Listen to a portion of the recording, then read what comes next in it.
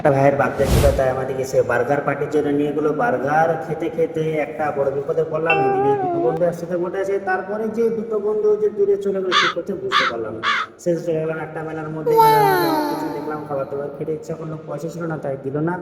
আমরা খেলা দেখতে চলে গেলাম, খুব ভালো লাগলো। তারপরে ফুচকা খেতে গেলাম, তাও দিল না, কারণ আমাদের কাছে পয়সা ছিল না। তারপরে প্যান্ডেলের দিকে চলে গেলাম, এখান থেকে একটা ছেলে এসেছে, তার সাথে একটু আলাপ করলাম। আমি বলছি বাবা এরা তো ডান্স করতে গেছে। তারপর আমার একটা ভাইয়ের সাথে দেখা হয়ে গেলো, তার সাথে আলাপ করলাম। ওর সাথে কিছু পড়া বলতে ছিল, তার সাথে আলাপ করলাম, তাদেরকে নিয়ে গিয়ে খেতে গেলাম। এবং শেষে মনে পড়লো কিছু একটা কিনতে হবে, পয়সা ছিল না তাই দিল না। এবার দেখছি হাঁ করে গিয়েছে, বাবা রে বলছে এবার এটা না না না এটা নেওয়ার দরকার নেই। তারপরে 10 টাকার মাল কিনতে গেলাম, কাকু বললো আমাকে নেবে না। তারপরে একটা বল কিনলাম, আবার চলে গেলাম চপ খেতে, দিল না। তাই আবার আচারের দোকান গেলাম, তারপরে পয়সা ছিল না, পয়সা কেনা করলাম, সেখানে কিছু হলো না। তারপর মনে পড়লো একটা তো কিছু কিনে নিতে এদিকে তো দুজন বাবারিকে ফোনে ব্যস্ত।